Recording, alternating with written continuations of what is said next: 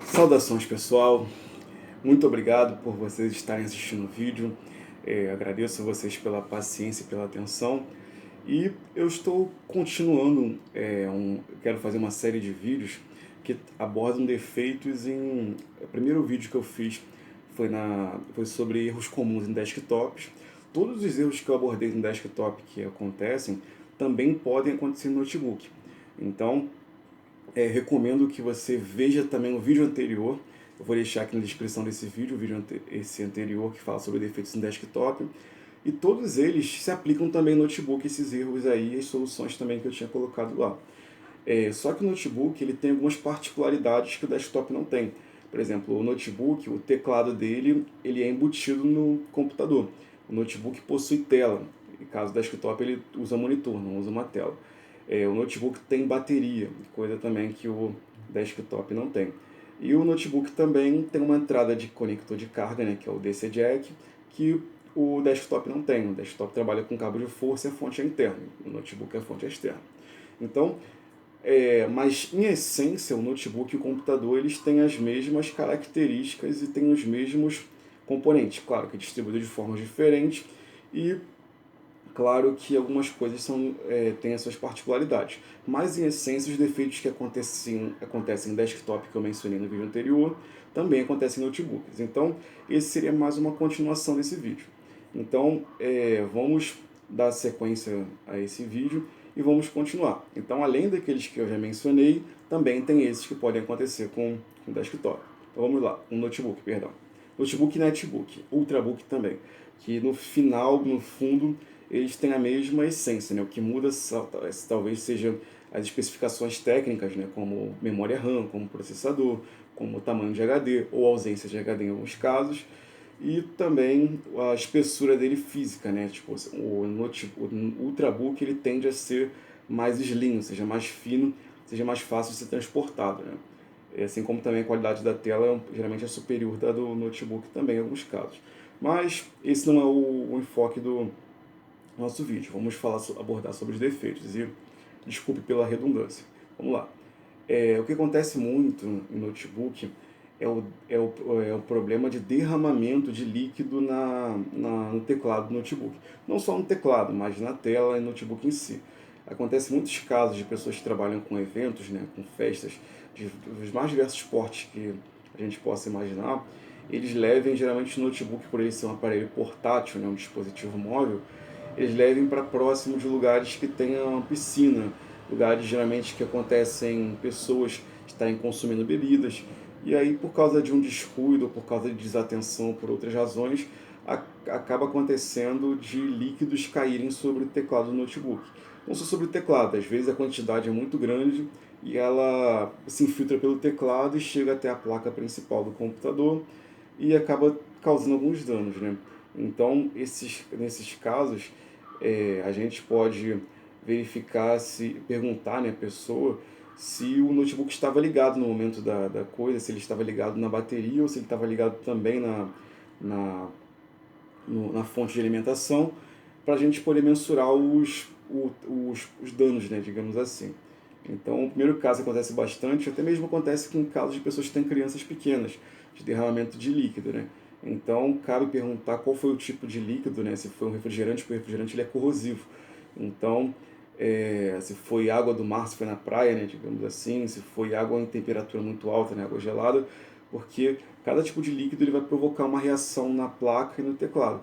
Mas, geralmente, em 80% dos casos, mesmo a gente fazendo uma limpeza apropriada e desoxidando, geralmente o teclado a gente não consegue recuperar. Geralmente o teclado é meio que irreversível quando cai líquido nele. Esse geralmente é um dos maiores casos que acontecem quando eu pego o notebook. Além disso também, ainda no teclado, acontece muitos casos de uma parte do teclado não estar funcionando.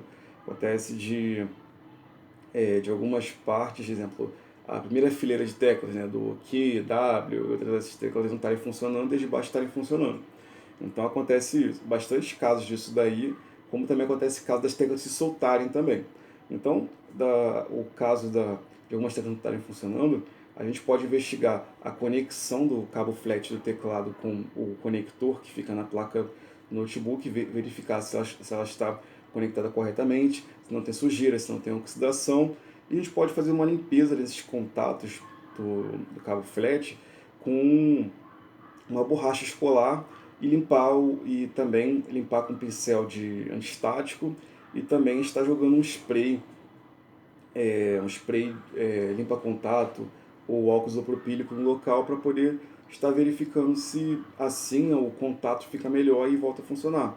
Assim como também a gente pode, no último caso, cortar mais ou menos 1 milímetro da ponta do conector do teclado, né, na placa do notebook, e verificar se ele volta a funcionar, porque às vezes a parte metálica não está encostando com a outra por causa de algum problema, às vezes até um erro de engenharia também que acontece em alguns casos.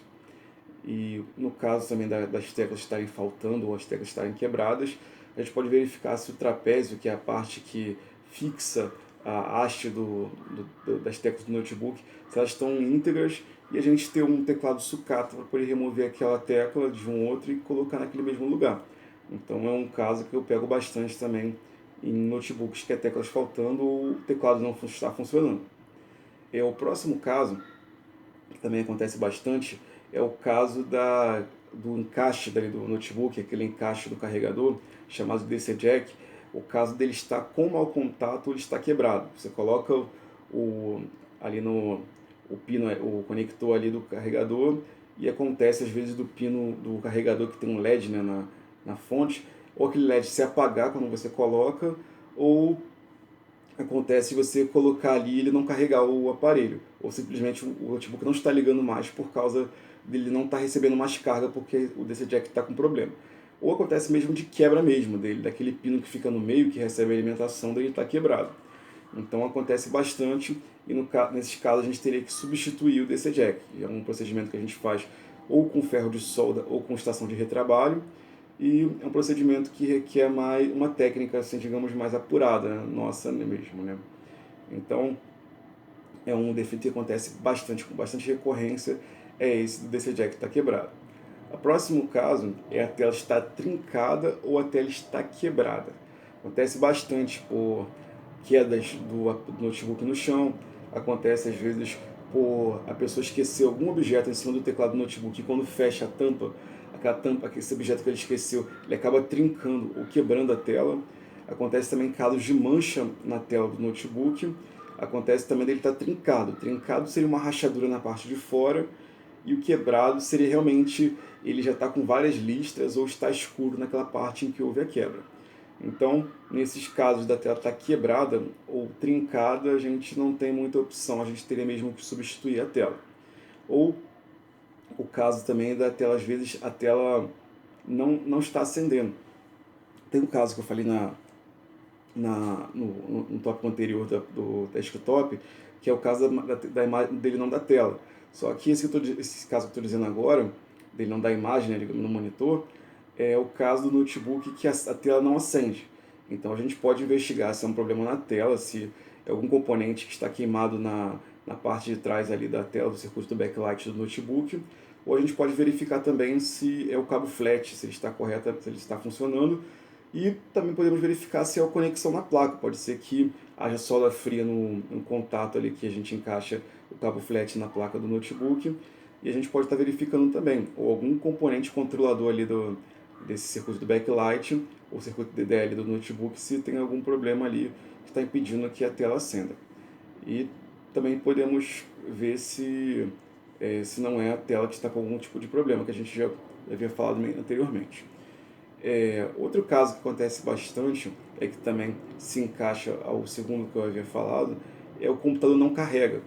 Então, quando o notebook não carrega, ele pode ser que haja um problema no circuito de alimentação do circuito power do notebook, que pode ser um problema físico na placa-mãe, pode ser o problema no carregador, pode ser que o carregador não esteja gerando a corrente suficiente para o carregamento, e pode ser também um problema na bateria. Pode ser que a bateria tenha chegado ao fim da sua vida útil, ou sua placa controladora de carga, que fica juntamente com as células da bateria, pode ser que essa placa esteja ruim e pode ser que tenha que substituir a bateria inteira ou substituir apenas a placa de carga. Então a gente pode investigar se é isso, ou pode ser um problema de estática no notebook. Pode ser que haja um excesso de energia estática no notebook e por isso os capacitores desse setor de carregamento não estão mais se esvaziando para receber uma nova carga. Então, nesse caso, a gente pode remover a bateria, remover a fonte de alimentação e pressionar o botão Power por aproximadamente 2 minutos ininterruptos e tentar ver se depois disso o computador volta a carregar. Então é uma outra possibilidade que a gente pode estar vendo e é um outro caso que acontece bastante do notebook não estar carregando. O outro caso que acontece também é o teclado ele está funcionando parcialmente ou está funcionando com a letra e números trocados. Acontece bastante. Por exemplo, ao invés de apertar, quando aperta a letra A, ele sai na tela número 1, ou número 2, ou número 5. É um caso também que acontece bastante, dele estar com os números trocados números por letras ou vice-versa. Então, nesse caso, pode ser um problema mais de configuração, né, um problema mais, digamos, lógico, né, um problema de software. E, geralmente na BIOS tem uma opção chamada Numlock do teclado, que ele faz essa inversão, ou Scroll Lock também, que ele inverte as posições do teclado, troca letras por números e vice-versa. Então cabe a gente verificar se essa opção Scroll Lock e Numlock, se elas estão desabilitadas para que não aconteça essa troca de coisas, né? Ou quando o notebook tem teclado numérico, às vezes o numérico não funciona, pode ser que essa opção Numlock também esteja desabilitada.